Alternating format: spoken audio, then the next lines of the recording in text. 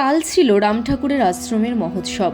সকাল সকাল পৌঁছে দেখি আশ্রমকে অপরূপ সুন্দরভাবে সাজিয়ে তোলা হয়েছে। আমরা পুরো পরিবার রাম ঠাকুরের দীক্ষিত। আপনারা কারা কারা রাম ঠাকুরের দীক্ষিত প্লিজ জানাবেন, তাহলে আমরা কিন্তু সম্পর্কে গুরু ভাই হব। একজন জেঠিমা সবাইকে চন্দনের টিপ পরাচ্ছিল, নিয়ে এসে আমাকেও পরিয়ে দিল। দেখতে ভালোই লাগছিল। একধারে কীর্তন চলছিল, যেখানে সবাই মুগ্ধ হয়ে দুহাত তুলে নাচছিল। এ যেন এক পরম পাওয়া। তারপর ঠাকুরকে যে ভোগ দেওয়া হয়েছিল, সেই ভোগ দর্শনের আশায় সবাই লাইন দিয়েছিলাম। উপরে গিয়ে দেখি ঠাকুরকে রাজবেশে সাজানো হয়েছে।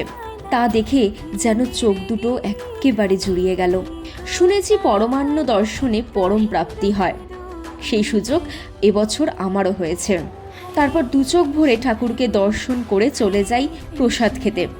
গরম গরম খিচুড়ি, বাঁধাকপির তরকারি, চাটনি এবং পায়েস জমিয়ে খাওয়া দাওয়া করে যখন বাড়ির পথে রওনা দিই, তখন দেখি একটি বাচ্চা কীর্তনিয়ারদের সাথে আপন মনে নাচ করছে। আজকের মতো টাটা। প্লিজ লাইক, কমেন্ট এবং সাবস্ক্রাইব করে দেবেন।